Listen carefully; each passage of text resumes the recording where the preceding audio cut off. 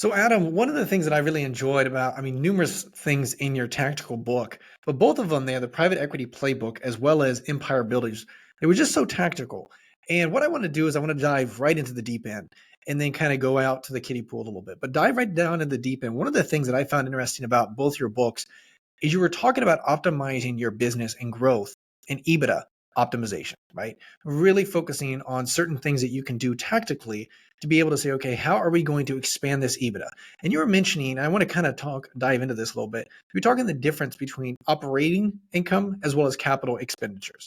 And what I mean by that is you gave a really good example about leasing vehicles versus actually having them, actually owning them. I'd love for you to dive into that and obviously why that's so important to really maximize EBITDA. Well, I think if you think about entrepreneurs just as a class of people, they're wired to not want to pay taxes. And so all of the focus when you're an entrepreneur is how many of my lifestyle expenses can I run through this business, and how do I maximize, call it, I want to build as big a company as possible. I want to pay as little, taxable income as possible. So how do I engineer that? I'm not really tuned in as an entrepreneur to this thing called EBITDA. And yet when it's time to monetize our business or sell it, vast majority of the time, as a matter of fact, in my entire decades career working with private equity firms and building companies, I've bought 58 companies over the years. I think there's only one time I can point to where I could honestly say this company was not valued as a multiple of EBITDA. It was valued based on a multiple of free cash flow. And so, a lot of entrepreneurs who don't understand EBITDA, what it is, I've heard it before, heard the term, depending on what part of the country you're in, you might hear EBITDA, and EBIT, EBITDA, it's like all kinds of different things. In 21 years on Wall Street, let's start with that. In 21 years on Wall Street, I've never heard anybody call it anything else other than EBITDA.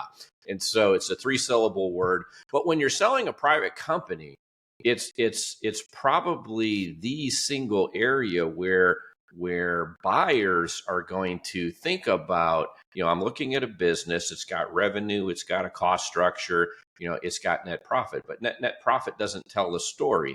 One entrepreneur may be using debt, another one is not, and one entrepreneur may be making capital investments in their business and the other one, is not. They're milking it for cash. It's like, where do I find some kind of a uniform place where we can value the company? The EBITDA line is that place. And so when I think about EBITDA and where it falls on an income statement, you've got revenue, you've got the cost to service that revenue, which takes you to gross profit. You then have SG&A expenses, and then just below there, you're going to find, the EBITDA line, and that's kind of the level playing field where the vast majority of private businesses are valued. And so it's important for people to understand what that line is. And then more importantly, in my books, I talk about how to maximize the EBITDA line. And so I use that example, of leasing vehicles versus buying vehicles. And, if I buy the vehicles, pay cash outright for them, it's a capital expenditure. It's below the EBITDA line. So it doesn't detract from the multiple where a buyer is going to value my business. Whereas if I had just standard leases and I was paying lease payments every month, those lease payments would be hitting, my operating expenses, and it would lower EBITDA. I remember one time I got into a company. The first thing I did, we had hundreds and hundreds of vehicles. First thing I did is I spent $8 million and I bought out all the leases. And I added roughly $8 million to my bottom line because I had lowered I put all the expenses where they needed to be, which was below the EBITDA line. And so simple things like that can help maximize the opportunity when monetizing the business. Well, see, one of the reasons why I thought was so incredible is because I've known some individuals where they've sold their business and they've got maybe a 2x multiple when they were, exiting. And I've had some where they came from a different industry and they had a 22x, right? Drastic, maybe the same thing, maybe the same revenue, maybe the same top line, maybe the same EBITDA, whatever. But the thing is there are certain things that you could do that would optimize your multiple exit. And that's what I found so interesting about your book, unpacking that, because like you were talking about, where, and a lot of our listener base, they've actually had an exit. They've, scaling their current business, maybe they've, second, third business, whatever it is. So we're very fortunate with our audience and so forth. And so they're very familiar with this, but there are certain things that I think we miss when we're optimizing for EBITDA margin and really optimizing for EBITDA. Now, you also go on in your book a little bit talking about the importance of when you're buying a business, building the business, finding a platform-based business model, okay, and basically leveraging a platform, using that as your roll-up or your acquisition kind of structure. And I just want to talk a little bit about that a little bit, because the importance of finding the right business when you are looking, maybe you had your first exit, maybe your liquidity. And again, some of our listeners are investors or single-family office members, where they obviously have deployed, either a controlling interest of these companies, but the importance of that, definitely, if that is going to be your strategy in regards to rollouts. Yeah. So, first of all, if I look back at the three empires that I built for 9 different private equity firms, one of them I bought 23 companies and put them together. Another one I bought 34 companies and put them together. In all 3 cases, I started with a platform company, and I was building, large scale companies for large, institutional investors. And so the base, the platform company I started with, had hundreds of millions of dollars in revenue when I started, and when I think about private equity just as an asset class, as an investor, as a buyer of a company, generally speaking, we buy the platform company using a mixture of debt and equity. In normal interest rate environments, it would be about 50% debt, 50% equity. Today, equity checks are bigger because interest rates are higher. And so, it's you. But once you buy that platform company, the checkbook gets put away by the private equity sponsor, and now we're going to leverage debt. Probably 100% debt in most cases. And I think of the last empire that I built, I bought 23 companies and added them onto a platform that already had a couple $100 million in revenue. The platform was bought with this mixture of debt and equity. I bought all 23 companies using 100% debt because the cash flow of the base business plus the cash flow of the 23 smaller businesses that I was buying could service adequately the debt that was required, to buy these add-on acquisitions. So by using a platform, I call it clay on the potter's wheel. I've got clay to work with. I've got some type of a sizable asset that has a real track record of revenue and earnings. All 3 of the companies that I built started with a platform company that had been in business for over 40 years. So long-standing business, had long, experience running, stable revenue and earnings base. And then these small companies could be leveraged with 100% debt because I had that cash flow of the base business. So one of the things, when I start, if I start with nothing, so I'm doing a buy and build right now in the robotics industry. We started with nothing. We didn't start with a platform company. We've bought 4 companies now in the first year and put them together, small businesses. We're building that platform. It adds a layer of complexity, though, when I buy 4 small companies and none of them, have what I call as a scalable platform because they're all small. When I buy a platform to serve as kind of the base, the base amount of clay on the potter's wheel, it doesn't have to be hundreds of millions of dollars in revenue. It can be much smaller. But I now have, call it a base, a scaffolding from which I can start working. And I have enough clay on the potter's wheel to where when I'm adding things on, I have enough, clay and structure to work with that makes it easier to do the buy and build and to buy the subsequent companies and put them together. So let's unpack this a little bit. And this is the reason why I ask these questions in this kind of order, because I would imagine when you're doing this buy and build focus, you buy the company and you're, XYZ, top line. Okay. And the phase 1 would be to optimize and expand the, EBITDA margin, right? Certain things, new customers, simplify processes, SOPs in the back line, organic growth, things like that. And then obviously now, like you mentioned, you also have more cash flow, more clay, like in your analogy, clay to work with. Is that correct? Or are you going in with saying, hey, I'm going to go ahead and buy a really good business with already decent sized cash flow so that we don't have to optimize EBITDA too much?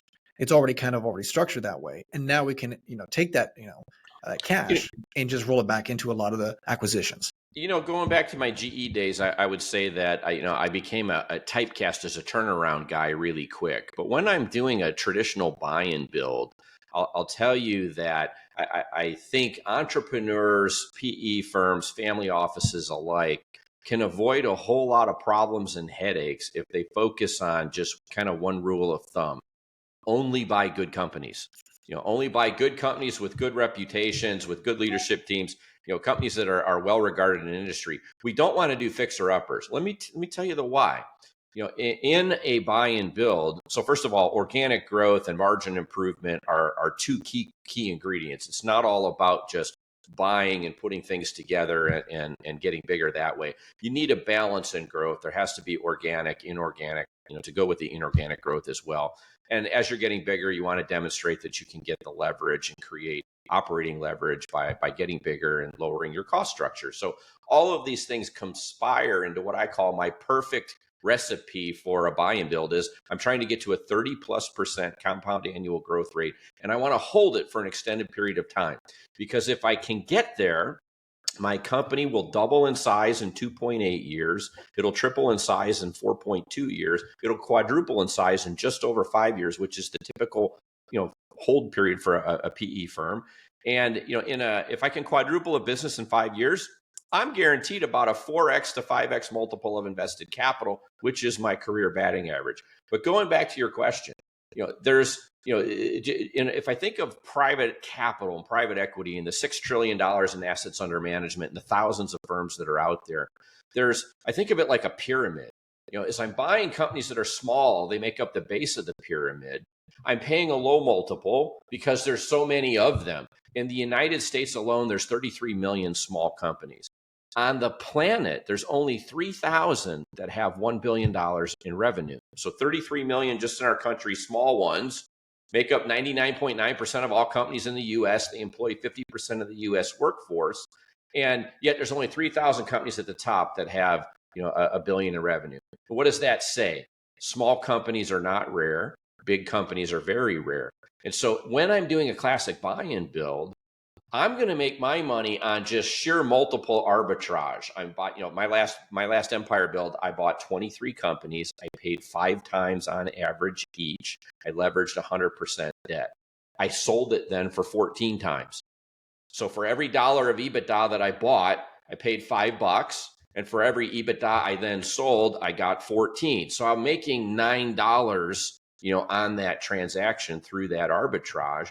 And I'm buying hundreds of millions of dollars in companies, and so the nature of arbitrage and multiple expansion is going to provide all the return I need. I don't need to make life difficult by buying a bunch of bad companies and trying to get embroiled in fixer-uppers. I can tell you that when a management team makes the mistake and makes one bad acquisition, I've seen one bad acquisition derail a management team for 3 years or more. My last Empire, 23 companies, I had one bad apple. One bad apple, less than 5% of my revenue, caused me about 80% of my headaches for the first 3 years of that buy and build. Ultimately, it worked, great outcome. But at the end of the day, it's like if we just focus on being very disciplined up front, knowing what good looks like, having a really good profile, having a really good strategy. And I buy nothing but good companies with good entrepreneurs, and I combine all of these good assets. Tough enough to buy a bunch of companies and put them together when they're all good. Imagine the headache, when there's bad apples or bad actors in there. And I tell people, it's like, sometimes I feel like I'm a den mother. So the last company I built, 23 entrepreneurs joined my merry band of brothers. These are people that I all just gave a wheelbarrow full of gold to. They've never had a boss before, and I've got to get them all singing Kumbaya around the same fire and marching in the same direction. And I aligned them by making them all rollover investors in the mothership. But still, there's so much complexity just in doing a buy and build, even with good companies, that I don't want to add complexity by trying to find fixer-uppers or good deals. I want good companies. I'll pay fair market price, and I'll let the arbitrage of getting bigger deal with the creation of my value, the value creation. Oh, I get where you're coming from. So when you go to the negotiating table with these companies and looking to buy these companies, you're saying, hey, you know what? We're not gonna, nickel and dime these people because at the end of the day, I'm making more money on the arbitrage, on the back end, on the exit, and so forth, and the things that you can bring to the table in regards to, margin optimization, SOP, structure, business scale, all that stuff, and building this. You get a lot more money on the back end than nickel and dime, and it's like, hey, we'll come in here, buy a good business, and then as well as for a fair market price, like you mentioned. I want to ask you this because the importance of not only are you buying the systems and the process and the product itself, but you're also buying the talent, right? Human capital, and the Yep. importance of both at the same time. And what I'm intrigued with, I've heard some horror stories where they had this amazing product, they're buying the IP of it, but the culture was not aligned with their culture of the company, right? And there's this massive mismatch. And like you mentioned, you see some companies where they acquire this at a very large large debt, kind of play out. And the thing is it just doesn't play out the way they thought it would because of the culture mismatch. And so my question to you is, when you are looking at, culture fit within your platform and your holding company and the companies you're working with, do you also, I'm curious, how do you attract and keep those a player team? Because like you mentioned, where, hey, do you give them phantom stock? Do you, structure out kind of the compensation plan, say, hey, maybe you'll take a smaller salary, but you have a lot of the upside in regards to equity and so forth. I'm just curious, how do you structure that? Because the importance of, like you mentioned, finding A players on your team to help you with that North Star of that $1 billion kind of enterprise So, value so if, company. if I look at all the empires that I've built and run over my career, and a lot of the ones that I work with, they really don't have a product. Product is intangible. So, a laundry, commercial laundry service company, an HVAC and refrigeration service company. It's like you can't buy a box of service and put it on a shelf and then take it down when your equipment breaks and crack it open and sprinkle it and your stuff starts working. The product and service. If you can't put your company's product or service on a shelf, and use it later, then your real product is people. And so when I get into a business, my first focus is on building a great culture in that platform company that I start with. I want to be the employer of choice. I want, when I have open jobs, I want my employees to refer their family members, their friends. I want people to love being there. My one goal and objective when I get into a company as a CEO is I want to build a culture where people can spend their entire career in one place, and that's in my company. How do I do that? Well, if that's my one goal, there's four legs to my four-legged stool. I got to pay a fair wage, or I'm going to lose talent. Just like I don't nickel dime when I'm buying great companies to put together in a buy and build. It's like I'm not trying to skimp when it comes to people. It's like in today's world, the hardest thing for us to do is attract and retain employees. And so if you're going to build an empire, I need talent. You need lots of talent. And as the company gets bigger, that talent has to be able to grow with that business, and I have to recognize and I have to invest in it and train it and make sure that we've got the resources that we need. So I start with my base by building a great culture. If I build a strong culture, I get an engaged workforce. That workforce takes care of my customers, and the customers give us more stuff, and revenue rains from the sky. And that's my secret sauce. So I always start by investing very heavily in culture. When I'm looking at doing a buy and build, or I'm looking at buying other companies and bolting them on, culture is one of the heaviest things that I need to look at. Because if I get a misalignment in culture, again, I'll go back to that same example. 23 entrepreneurs come in, we're all shareholders in the mothership, we're all aligned. If I had one bad apple, the ripples and the damage it could do to my culture, could really derail the effort. And so, I believe very strongly in knowing what good looks like before I start looking to buy something. Otherwise, you suffer from what I call shiny penny syndrome. And this happens even at the PE firm level. Hey, I need to do a buy and build. I got to buy a bunch of stuff. This guy's at yes, I got a price I can afford. So I don't care what the hell's wrong with it. I'm just going to buy it. And I get shiny penny syndrome, and everything I look at all of a sudden starts looking good, and I'm ignoring the obvious warts. And so I always develop my list of filters, I call them, up front. What does good look like? I want good companies with good reputations in their marketplace, with good entrepreneurs who will be, call it additive to the culture and additive to the intellectual horsepower that I've got. And if I find a toxic person, I won't buy the company. Yeah, I just don't go there. It's like, again, arbitrage is going to get me my return. I've got a limited window to work with. Anything that will detract from success, including bad personalities of bad actors, or companies that are problematic or are fixer uppers, that just is going to detract from my value creation process. And so I don't buy. I'm very disciplined. I'm also disciplined on price. If I'm paying 5 times because I believe 5 times is the right price for an industry, when I encounter a great company with a great entrepreneur and they say, I want 8, I say, God bless you. Good luck to you. I'm sure you'll find it out there, but you won't find it from me because I'm buying at this price. And so you have to not only meet all my criteria, including culture, including all of these things that we talked about, but you also have to be at the price point that I'm willing to pay. So when I bought 23 great companies, I paid on average 5 times for each, not 10 for one because I liked it and 3 because it was a fixer upper. It's like I paid around 5 times each, call it 4 to 6 times, bought nothing but good companies, climbed the PE pyramid, sell it at a higher multiple, reap the arbitrage, which was hundreds of millions of dollars. No, that makes perfect sense in regards to the way you structure it. And, I think it's impressive the way you built this curated thesis and this filter process. And those are basically what you're saying are non-negotiables, where it's like, hey, if they don't fit or if it's a toxic person, period, you're not going to do a business. Even if it's a good business, even if it's a good profit margins, even if it's like really scaling and you got year over year growth and whatever, reality is that one toxic person will ruin the whole thing. And so it's just not worth it. And I Well, love you what you're keyed saying. on culture was so important to this. And it's when you ignore what's important, you make mistakes and that derails. That's why you talked about, great IP, horrible culture. That's a mismatch.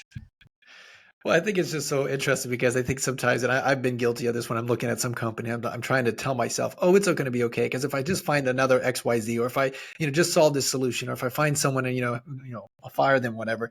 And the reality is you just got to, it's like dating almost, you got to take the person as face value. You don't go in a relationship thinking you can fix it. You just go in there and say, hey, this is it. And that's, Yeah, and that's and you know can you what? And accept and it? entrepreneurs are always on their best behavior. They're behind a mask, but somewhere during that deal negotiation, they'll peek out, and the real person and the real personality, you'll get glimpses of it.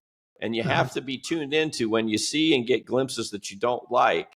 You're getting a peek at what the partner's going to look like after the marriage is consummated.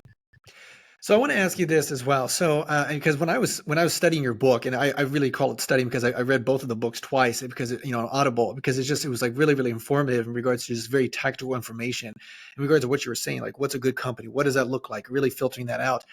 And when I found this out is like you obviously must have obviously a team associated around yourself in regards to kind of not like the portfolio company per se, but obviously the holding company where they're able to then when you do buy something, your team can help integrate and really optimize the margin and the culture and everything like that and making sure that this is very streamlined and there's an onboarding if you will, quote unquote onboarding process. What kind of help me understand how you think about building your team around you so that obviously you're the one that's negotiating, you're the one that's probably finding these deals, or you work with people outside externally, bring amazing deal flow, you have those conversations, but you can't also integrate amazing companies culturally and all that stuff and optimize on your portfolio. You only have so much time, right? So your bandwidth. So how Yeah. do you leverage a team to really streamline that process Well, from point A to point it's B? it's a great question and it's an important question. So when I generally get to a company and I've been hired, I've been brought in, it's like I'm going to do a buy and build. It's probably an underperforming asset because that's probably what I started with, and so I've got some element of turning around the base business, and then I'm going to do the buy and build, and I'm going to turn around, fix culture, bolt on all these companies, but I tell people I feel like I'm John the Baptist. I'm one voice crying out in the wilderness, and eventually you build the team. So a great classic example, my last buy and build. When I started, I did it over a 5-year period, 2 different hold periods, two different sponsors, and when I got there, I had no team. I had nobody in the business that was focused on doing M&A.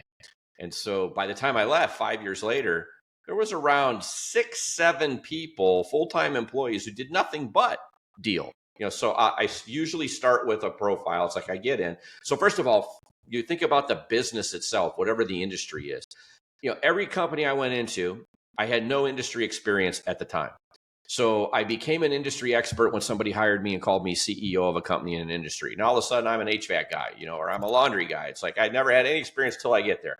So first thing I do is I quickly evaluate the team that I've got on the field. I'm like a manager of a baseball team. I just come on. It's like, are we winning? Are we losing? How are we performing? Who are my key players? What are the positions that they're in? And do I have the makings of a championship team? And I always start with an assumption that everybody who's on the team gets a chance to show me that they belong to, that they can earn the right to stay on that team, because I'm not just going to be where we're at a 30% compound annual growth rate. We're going to be 4 times the size in 5 years. Do I have not just a team that can lead for today, but do I have a team that can scale to a magnitude of 4 times larger? And sometimes that answer is yes, no. So I'm evaluating the people on the team that I've got. Meanwhile, I'm looking at where am I going to make my key investments, during this hold period? What are my initiatives? What's my value creation plan look like? And in every company I've ever done, there's going to be an inorganic, there's going to be an M&A component to that. And so I'll look at, what have I got on the team? Do I have people with M&A experience? No. Do I have a deal person? No. Probably one of the first jobs I'll hire in a company is a VP of business development.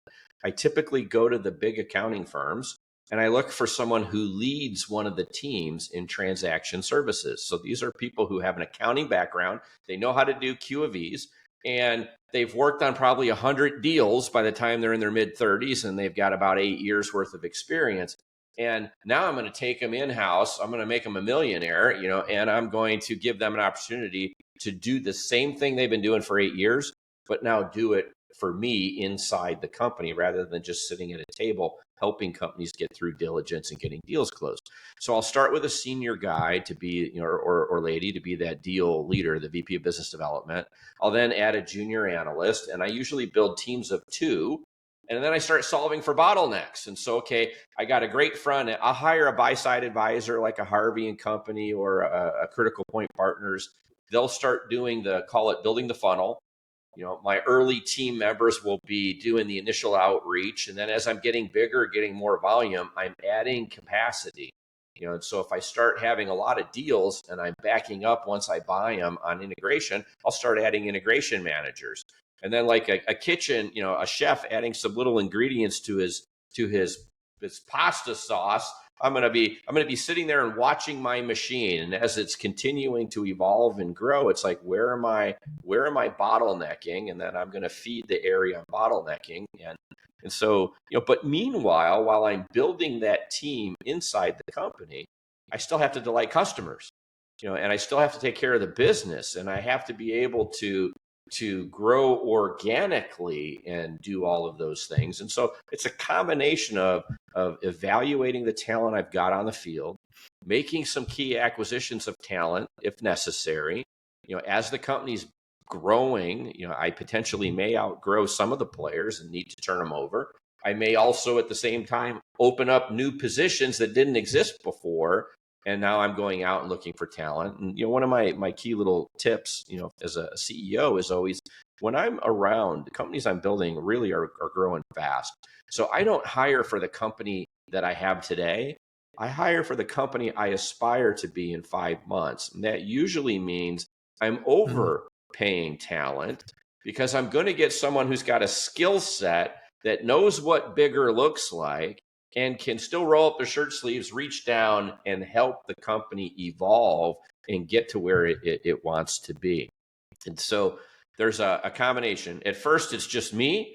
I lean heavily on my PE partner, if I've got one, or a family office, and the resources that they've got. And then I'm going to build that capability in-house. And if it's a fragmented industry and something that I'm going to do for multiple hold periods and for a long period of time, then I don't want to outsource. I want to create my own IP, which is people who understand, what mergers and acquisitions look like. And I want to develop the capability in-house so that I have a team of people that know what good looks like. They know how to hunt. They know how to price. They know how to get to a letter of intent, how to get through diligence. And all of those things then help the process accelerate.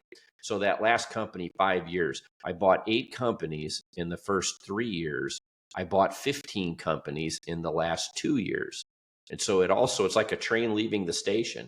As the company develops the IP, as you're hiring the team, it starts to get good at what it's doing. It picks up momentum and volume and speed, and things happen quicker.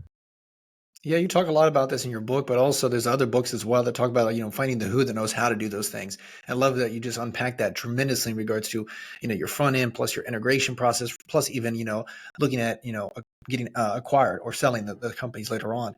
I'm curious because I had a friend of mine, I literally had an investor dinner the other day, and early 2000s, he sold his pharmaceutical company for 22x. And then he bought an insurance company and he sold it for 2x. And I asked him, what did you learn during, both of those exits? Both were very, very, pretty solid. But he said, I realized, he told me this. He says, next time I'm going to be more strategic on where I deploy capital and where I'm going to acquire companies, because I want to make sure I'm in an industry that has a better multiple. And I'm curious, and this might not be relative at all because you're already kind of optimizing for EBITDA, and that's going to obviously, increase your multiple when you exit, and definitely the buy and build will naturally, increase the multiple as well. So I'm curious, do you think of that when you're looking at different industries to do this buy and build strategy, or is that irrelevant because, like you just mentioned, where hey, I'm going to optimize for EBITDA, and I'm going to obviously do this buy and build, and we're going to get this to the 25, $50 million EBITDA margin, where now all of a sudden we get a really good multiple, et cetera. So I'm just curious, how do you think about that when you're You know looking what? at When I starting a was project? earlier in my career, chasing money and titles and young person stuff like that, I paid less attention to the industry I was being hired to go run. I was paying more attention to call it who the sponsor was, and what were the economics for me. As I got a little older, though, I became much more selective in terms of where I was going to spend my time for that specific reason. If I'm going to do a buy and build and I'm in a market that's moderately fragmented or lightly fragmented, not highly fragmented, I'm going to have a problem hitting my goals and objectives. I worked in that commercial laundry industry for 13 years and three different sets of shareholders. And there were three large players in that industry when I started. And I felt like it was this giant Pac-Man screen. And these three people were buying all the companies and we were all eating dots. And then 13 years later, we're looking at each other like there's nothing left to buy here. It's like we got to eat each other. And it's like the roll up is complete, right? I go over to HVAC. Well, hell, there's 40,000 HVAC companies in the United States. I could do a buy and build for 100 years and never run out of Pac-Man dots. And so what I started looking at was, as I was getting older, wasn't just about what they were giving me or offering me. It was about, hey, I want to analyze the industry. I want to understand the dynamics, the multiples, the arbitrage, and I want to make sure that I'm walking into a situation where I know that I will be successful, and preferably successful faster than 5 years, because more pay if I'm doing it in a 3-year hold period instead of a 5-year hold period or a 7-year hold period, more paydays. I'm 59 now, so my runway has some kind of an end to it eventually. It's like, if you take 20 years and I'm doing 3-year flips, that's 7 bites of the apple versus getting 4 if I'm doing 5-year hold periods. And so, I think a lot of times people just get into an industry. Hey, there was an opening for a CEO job. I took it. That's not how I work anymore. There's an opening for multiple CEO jobs. Where's the best industry? Where's the best use of my talents? Where are the dynamics ripe for for me to get in and do a buy and build? And so I think a lot of people ignore industry, and to me, if I'm a family office or an investor, there's going to be a lot of time spent around a thesis before I dig into anything. And it's like, why am I attracted to this market? Is it just because KKR or Blackstone or somebody else bought a company in it? So there's one PE firm in it, therefore now there needs to be 50, and it's like, I want to do the work, do the study. So I believe in thesis-based, investing where, research is done, markets are studied, and I'm looking for, call it an industry that's ripe. And even if it's crowded, as long as it's highly fragmented enough, then I can still get in and do my thing, then I'm in. So I think a lot more scrutiny needs to be placed on the what's the industry dynamic versus just there's an opportunity to go do it, because not all buy and builds will work or be successful. Highly independent, or highly dependent on the fragmentation of the industry, the multiple arbitrage, that exists in a given industry. And I'm sorry your friend didn't do well in an insurance agency. I owned one with my brother for 15 years, and for us it was a home run. It was about an 11x multiple of invested capital, and we did really well. It might have been a down market, but I appreciate your mental model and the perspective, the way you think about it. Because, like you mentioned, you're not optimizing for, hey, this industry has an XYZ, average multiple. We're really looking at the fragmentation. There's other factors that you're kind of bringing in that carry a lot more weight when you're underwriting a niche, if you will, an industry that you're going to go after. And I think fragmentation, you mentioned numerous times. Yeah. So let me just give you like a couple little really quick things. If I think about life, if I'm going to do this and I haven't picked an industry, I want to focus on needs, not wants. If I focus on an industry that takes care of a basic need, then in a down economy, I have resiliency built in. If I'm getting into an industry that's focused on wants, in a bad economy, everyone can turn off their spending because it's not a need. And I have much more, up and down cyclicality to it if I'm in an industry focused on wants, not needs. Secondly, I'm then looking for recurrent revenue streams, so versus project based. So let me give you a good proxy for all of this. A pest control company, it services needs, not wants. If you live in Florida, Texas, California, or other places, you got bugs. You sign a contract, and I now have a recurrent revenue stream. I'm very efficient with customer acquisition. If I'm a project-based business, here again, I have to go look for a brand new customer when one project ends to start a new project, and it's a different customer.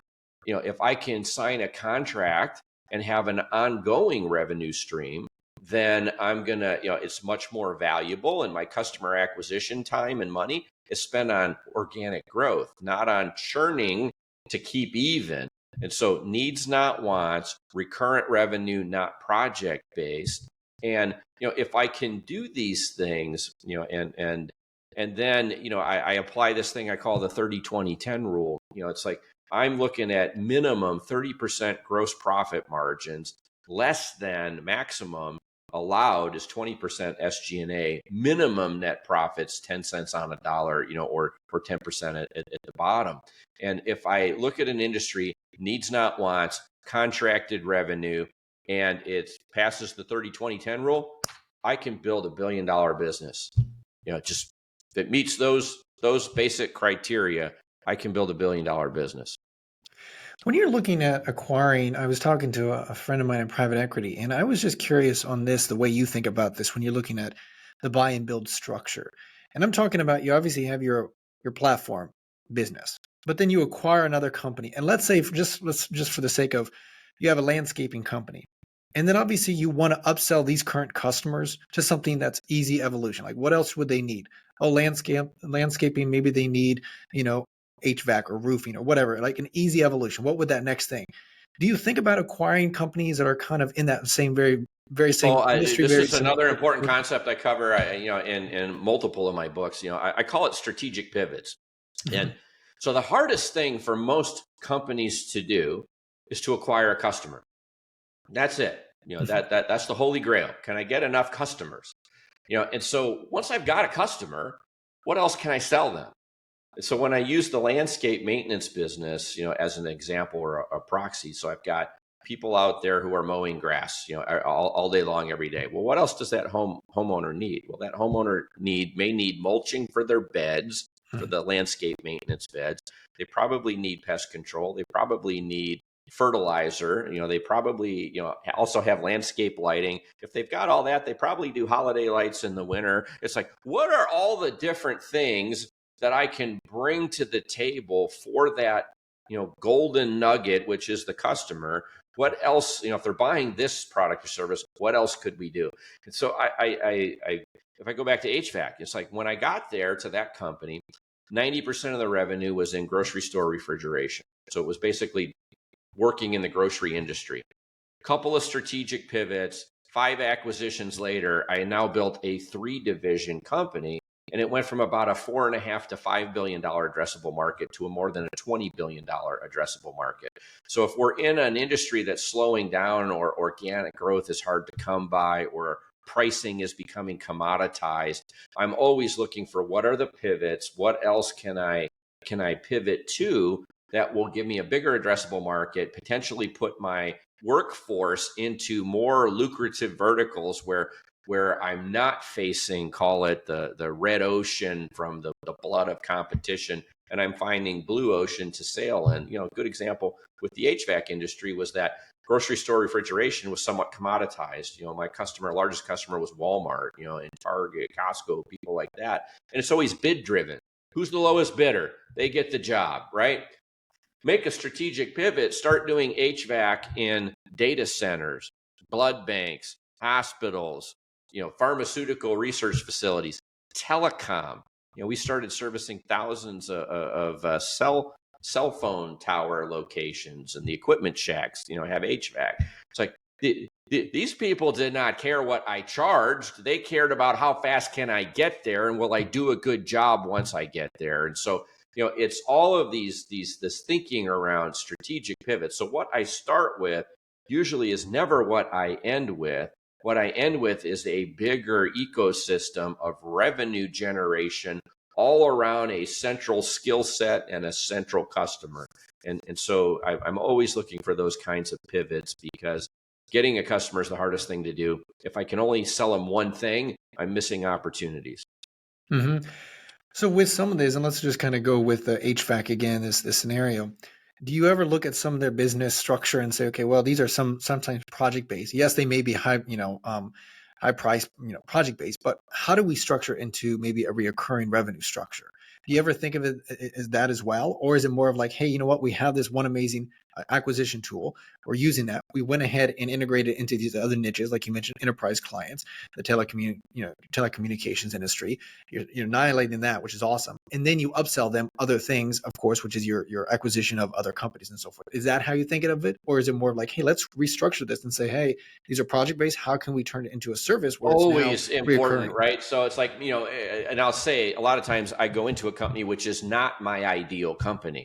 And so that HVAC company, 50+% of its revenue was coming from project based. Well, when you're a heavy project based company, then again, it's like, even if it's needs versus wants, when the economy cycles down, a lot of projects get put on hold, or they get delayed, or other things can cause them to be pushed out. And so, it's very important. Wall Street doesn't like project-based business revenue. It likes recurrent revenue, contracted revenue that every month it's like, so, my medical services company, about 90% of my revenue was contracted. So the first of the month, I'm sending out invoices and I'm going to get paid 45 days later, and at HVAC, it's like the exact opposite. 90% of my revenue is time and materials, and or project based. And it's like, how do I fix that?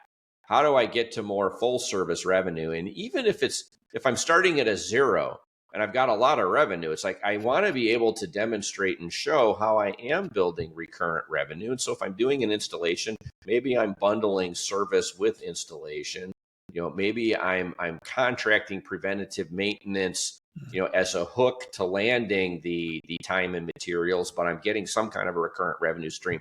So there's always focus around, hey, if we work hard to get a customer, the last thing we want to do is have to continuously be working hard to get new customers all the time. It's like, we're going to do that. But if we can maximize the revenue potential, and that includes signing, recurrent revenue. So always a big focus of mine is to try to figure out how can I develop, a larger percentage of my revenue that's recurrent.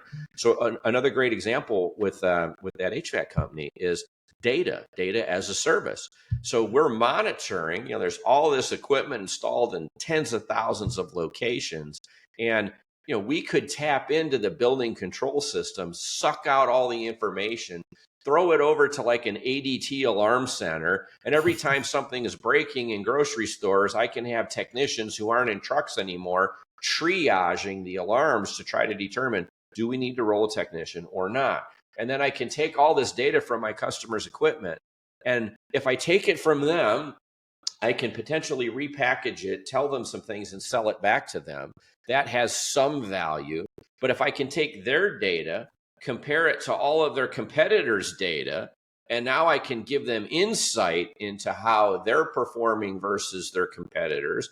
Maybe it's time for them to do capital expenditure planning, and I can tell them, look, based on all these millions of service calls I'm doing for this geography, these are the best brands to buy. Maybe in Miami, because I'm close to saltwater, I need galvanized steel or powder coated steel frames, which are more expensive, on the rooftop condenser units. But I don't need it over here in a dry climate because it'll be fine in galvanized or whatever the case may be. So I can recommend this company is equipment is better for your location. As I start now giving them insight from the world of data that I'm collecting, now I can sell data contracts. And I'll never forget when we first started doing this in the HVAC company. We're selling data as a service to our customers who then liked it. They were deriving value from it. And they started having us do that with all of their locations. Even if I wasn't servicing their locations, they wanted the insight. Competitors couldn't do it. But now I'm also learning about the service habits of my competitors and if they're doing a good job or a bad job. And it's like there's all these different ways I could try to develop some kind of a contracted revenue stream. Those were 3-year contracts where they're making monthly payments to get the data. So even though the service was time and materials, we created, call it a recurrent revenue stream through the data as a service contracts that we were selling. So always important to look for opportunities to expand and generate, recurrent revenue streams. I love the data approach. I've got a friend that runs an incredible agency, digital marketing agency, and he makes about about $10 million top line, but then he brought another $15 million just from selling the data aspect because it just like you said, I love that. I love that, and I think it's basically just straight margin almost if you structure it correctly, and Yeah. and so it's a beautiful way of doing it. It really brings in some good exponential growth and cash flow, and so let me ask you this. So I love these conversations because I'm so intrigued by this because there's so many factors that go into it. And in your books, you really dive into a lot more detail. But one of the things I love the way you approach this was you were talking about an incredible story about the laundry. And you kind of came to this like first principles approach where you're like, hey, why do we have 1,000 different keys for all these laundromats? And it was just so ineffective.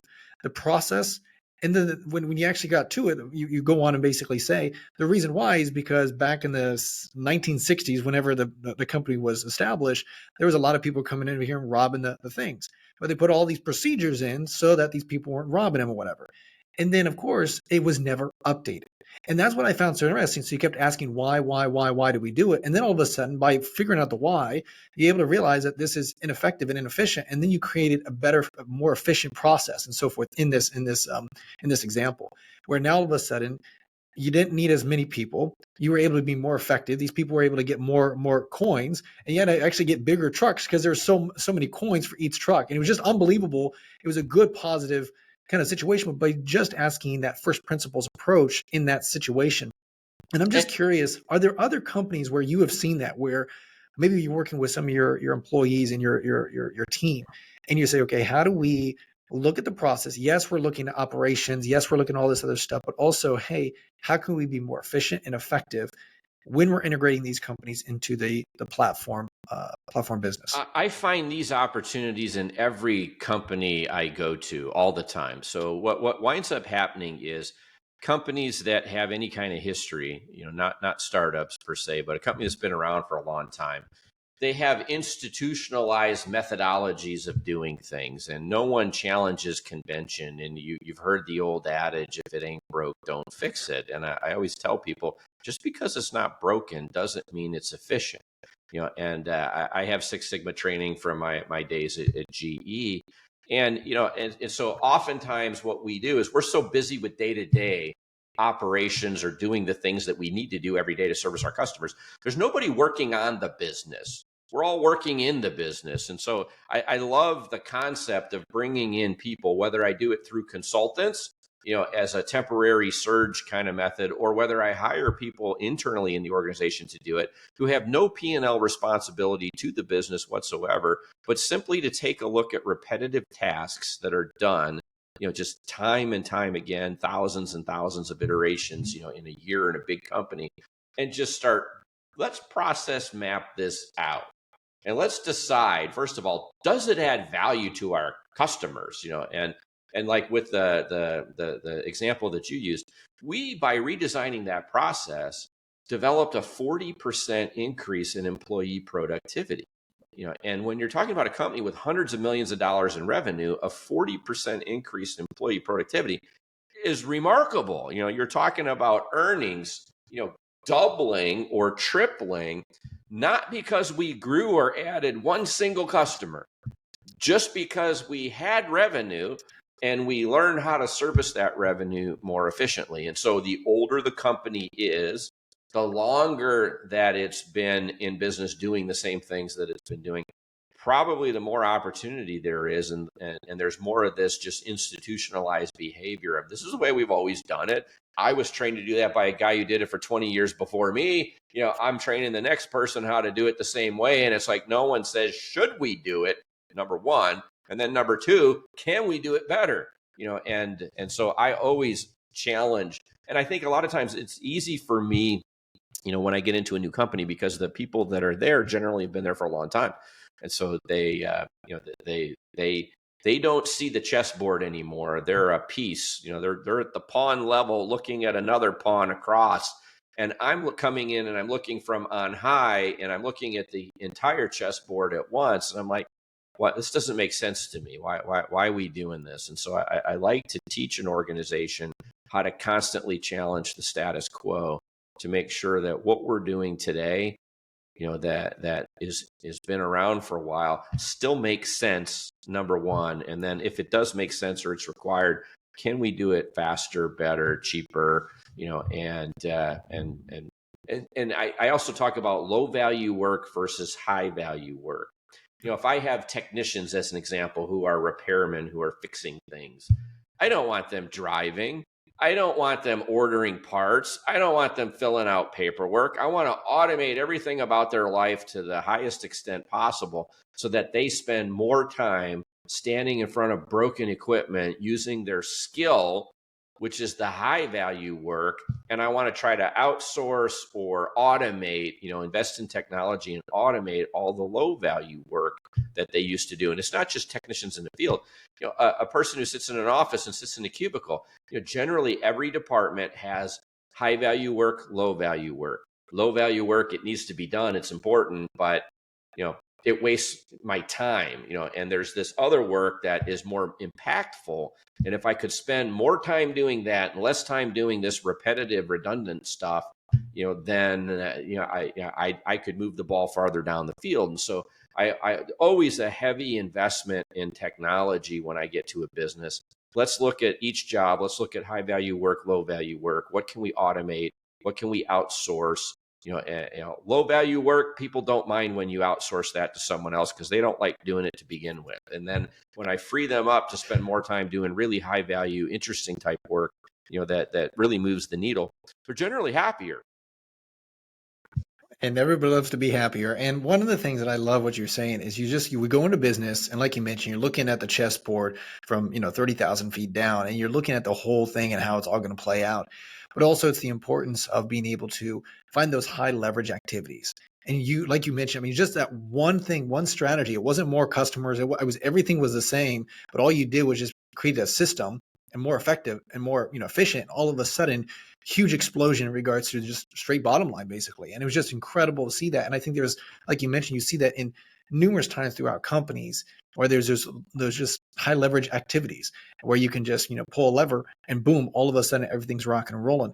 And I think that's just, I love those kind of stories because it's it's the obvious. Then someone says, I didn't see that. It's because they were too busy being busy. They're too busy being in the chess game that they're not watching the board from on high. Yeah, the whole adage and the whole quote says, stop working on your business and stop working in your business, work on your business, right? And everybody, it's easier said than done sometimes, but it's awesome. It is. You also talk about, and you mentioned this earlier on. I want to loop back around on double click on it. You say always take several bites of the same apple. That's sometimes the best way. And I love what you said there, because it's a beautiful, and you come up with some of the best analogies, by the way, but it gets people to understand, oh, when I sell it, I can sell it once, and I can sell it a second time, and a third time, and a fourth time. And I love for you to just unpack that, because I think some people, myself, when I had my exit, I only really sold it once. I didn't sell it to anybody external. It was someone internal, and they brought in some LPs and they bought me out basically. And I was like, okay, cool. And it was an earnout. But obviously from this strategy, I'm realizing, now I'm deploying capital. I'm realizing, oh, there's a lot of different opportunities where you can obviously have this kind of extrapolated process. And even though it sounds really simple, it's funny if you don't come from this world, you go, oh, I'd never thought of it that way. And so I'm guilty of doing it. Well, And that's why I thought it really hit me and very, that's very that's strong. why I write my books. It's like I'm trying to educate people, get them to see differently. So most entrepreneurs in life see an exit as a one and done event. And you know what? PE firms see it as a one and done event too, because it's their hold period, and they're going to sell it, move on, and then buy something else. But as an entrepreneur who leads a business or builds a business, I tell people that selling your company doesn't have to be the end of the road. It's the first rest stop on your wealth creation highway. So what happens? If an entrepreneur thinks of selling a business as one and done, so they sell their company to me, I give them a wheelbarrow full of gold. They take it, they go home. And now they think, what do I do now? What do I do next? What's the next thing I can create? But they're going back to zero, and maybe they've had some success. And so as a result of that, maybe they're more programmed for future success, but I got to recreate the wheel. And I tell people, you just spent 10 years, 20 years building a great business. Why think of it as being done? Let's look at it as an exercise in asset diversification and keep on running that business. Now do it as a minority shareholder, and let's build it with other people's money, institutional capital, where I can grow faster, I can accelerate the pace of growth, and then let's sell it again. And when they leave and another party comes in, I could roll over again, and I could do it a third time. My personal record's 5 paydays, one company, 13 years. And so a lot of people, I call it the accidental arrogance of success. So entrepreneurs who are successful they beat the odds. Only 7% of companies in the US, of those 33 million small companies, ever get to $1 million of revenue. Only 4% of those ever get to 10 million. Only 3,000 companies with $1 billion. And so when I get some success, I now get a little bit of this accidental arrogance of success, where I'm God's gift, and I hear this a lot. Look, if I'm not going to have control, I don't want to have anything to do with this company. It's like, I'm God's gift. I'm not going to be subservient or answer to anyone. And then I always think about, one of the richest men on the planet is a guy named Jeff Bezos. And if you look at the latest filing, you'll find that Jeff Bezos owns, I think it's 10.9% of Amazon, which means that the world's richest guy, somebody else owns 90%, 90, or 89 or whatever it is, of his company. He owns, 10.9, and somebody else owns the rest. If it works for the richest guy in the world, it can work for you too. And so I wrote an article for Forbes last year, and it's when's the right time to sell? And I get asked this question all the time. And I tell people, I created the rule of 130. You take your age as a 2-digit number, and then you add to it the percent of your net worth that's tied up in this illiquid thing known as your business.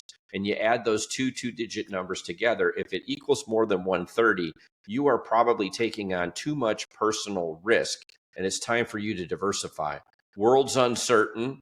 Weird things happening every day. There's wars, there's all kinds of stuff going on. Bad things do happen to business from time to time. Go back to the pandemic. Think about how many businesses were open one day and the government shut them down the next. And, it's like bad things can happen, and a successful exit is not guaranteed. And so as we get older, we have too much concentration of our wealth in our business. And if something bad happens beyond our control, we may not have enough time to recover from that. And so I always tell entrepreneurs, I worry about entrepreneurs out there. It's like, I want you to partner with institutional capital, anybody I work with, if you got a business that's worth 100 million or more, you know, game over. Stop. Don't go any further alone. Let's take 70 million of that off the table. Let's roll 30 million forward. Now let's work with an institutional investor. Let them have control. They didn't bring a management team. You can now become aggressive again because you've got the asset diversification. That's the other problem entrepreneurs have is they get around 50, 50, and they're like, they know that they have a lot of their net worth tied up in this business, and they start making bad business decisions, and they aren't investing for growth, and they're not expanding like they used to because they don't want to kill this thing before it's time to cash out. So I tell them, cash out, roll over 30%. If you can get a 4 times multiple of invested capital, you're now getting $1.20 for every dollar you rolled over. And $1.20 was more than the original dollar you got. Second bite's bigger than the first bite. Third bite's bigger than the second. You're now playing with house money. You're using other people's capital. And instead of building your business on your trajectory, if we've added buy and build, I'm now buying 20, 30 companies, and you're getting a percentage of that arbitrage through your rollover investment.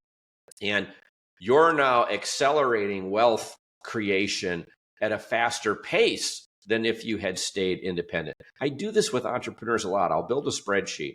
How big are you? What is your current revenue? What is your growth rate? Let's run that forward 5 years. Let's run that forward 10 years. Make your assumption at what exit multiple would you trade at these different places. Now let's build another row across on the spreadsheet, and let's go ahead and sell the company now. Take 70 cents home, invest it, pay taxes, invest it. Don't forget to count the investment, return that we're getting from that money. Now I'm a minority shareholder. I'm using somebody else's checkbook. And instead of just growing on my trajectory, I start buying other companies. I start accelerating the pace of growth. I'm doing all these things on an institutional scale. And now at 5 years, they exit. I get another bite of the apple. I take 70 cents home. I roll 30 cents forward. And I keep growing again now with somebody else's capital. Exponential growth compared to what I was doing on my own. And, I take these multiple paydays and I total them all up, plus the proceeds of the investments that I diversified. I've never yet built a spreadsheet where an entrepreneur makes more money by staying alone, independent, and 100% shareholder versus selling, becoming a rollover investor, and continuing to grow the business that they already know. And the end result is it's not a one and done event. That first exit is not the last exit. It was just the first exit on the highway. And then we come up on another exit, and another exit, and I monetize every one of them. And it's like collectively, I've got asset diversification. I'm building wealth faster, and I'm ahead of the game. How many investors? Because I've talked to a lot of investors, and a lot of them I've talked to when I'm asking about their exit, very few have had this kind of approach where it's just rolling a part of it over and taking some chips off the table. Most of them are like, I'm just going to cash everything out and then move on to my next founding company or whatever. How many would you say actually do this rollover strategy, would you say? I mean, out of the people you've talked to. So small percentage of founder-led companies, but when founders sell to private equity and they're afforded that opportunity and they're not walking out the back door, they're actually staying, then I'd say it's a high percentage of those that stay. Frankly, as a PE buyer, when I bought those 23, HVAC companies, I wouldn't buy them unless they became rollover investors. It was forced, that I wanted them to be rollover investors because I wasn't buying, a long-term contracted revenue stream. What I'm really buying is the relationships they had developed with customers over an extended period of time. The only reason I could, or only way I could keep them from taking their wheelbarrow full of gold and running away was to put handcuffs on them. And so I make them roll over enough to where it's interesting, and that's usually 10 to 30%. And I force them to become a shareholder. And now you can't fully check out and leave. I need you around and engaged because there's still meaningful money for you to make. And so usually the first time an entrepreneur does this, they are, I'll call it an unwilling bride, and it's like, okay, I'll roll over some. I just hope I get the money back, but once they get the second bite of the apple and they're like, oh, wow, hey, this is cool. This is fun. I The didn't second bite is realize. more delicious than the first bite, right? Yeah. I didn't realize that you could actually do this. And Yeah. it's like once entrepreneurs get a taste of that, then it's like, okay. And then you got people like me writing books trying to educate them so that it's not a state secret, anymore. This is what happens in the world of middle market, call it private equity backed CEOs is we're getting paydays every time someone's exiting. We're rolling over and Yeah. our subsequent paydays get bigger. And it's like, and founders can do this too. And so when they sell to institutional capital, they become a rollover investor, get the first bite, go 5 years, get a second bite, and it's something that you can do multiple times. And it's like, hey, you already hit one home run. Don't worry about going back and trying to think of what's next. How many entrepreneurs go to what's next, and it doesn't quite, achieve that same level of success they had the first time. And maybe they do, but I'd say, why even risk it? You were successful once. Why leave? Keep going. Just keep going with somebody else's money and checkbook. It's just such a good perspective, and it's interesting. That's why I wanted to ask you that question when I had you on our podcast here, because a lot of the people I've talked to literally just exit and that's it, and they take all their chips off, and very few roll over. And now I'm looking at this strategy. It's like this is an incredible tactic to be able to, obviously, like you said, the next 13, 20 years, you're still, feeding off that apple, if you will, in regards to your analogy. It's the difference between being wealthy and creating what I'll call generational wealth. And I don't care how big your exit is. If it's 10 million, 50 million, 100 million, you think you've arrived. Imagine getting 2 more bites of the apple with each one being bigger than the first, and then adding all 3 of those bites up. It's like, that's exciting to me. Mm-hmm. And it can be exciting for all of you too. And if you think about it, think about wealth creation a little bit differently and learn how that game works and learn how to play it. You're playing with the big boys now, and your ability to generate real generational wealth is enhanced. Adam, man, I really appreciate you being on here. Obviously, we'll have to have you on again because there's a lot of topics and a lot of questions I didn't get to ask, but I want to respect our time together. I just really enjoyed your book. It's great to be able to read a book and then be able to have the author on and then talk about it on our podcast. So I really do appreciate it, and obviously learning from you. Adam, for those that want to reach out to you and learn from what you got going on, and there's a lot of different ways. I know you've got tons of podcasts. I'll put those all in the description, but how else do they reach out to you, my man? So LinkedIn is probably the one platform I'm on every day, all the time, just off and on, every day. So you can reach out to me on LinkedIn. I do respond. My inbounds is getting up there though. I'm getting to about 1,000 a day. And so I do my best to try to plow through those. My website's AdamECoffee.com. I started using my middle initial on there because there are 3 Adam Coffeys in the world that I'm aware of. There's 4.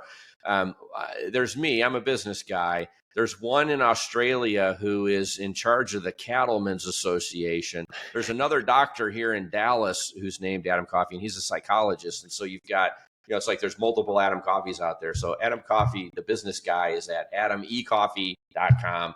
But LinkedIn is probably my most active platform. Awesome. And guys, I'll also put his all those links in the description, but also the Private Equity Playbook and Empire Builders and all of his other books down there. So you guys can read those. You can get them on Audible and stuff like that. And like I mentioned, he's been featured in a lot of different other podcasts. Adam, I really appreciate you being on here big time, just unpacking so much valuable information. Guys, that is my guest, the one and only Adam Coffey, my friend. Thank you so much everybody. for tuning in. Journey with Christian Devins podcast.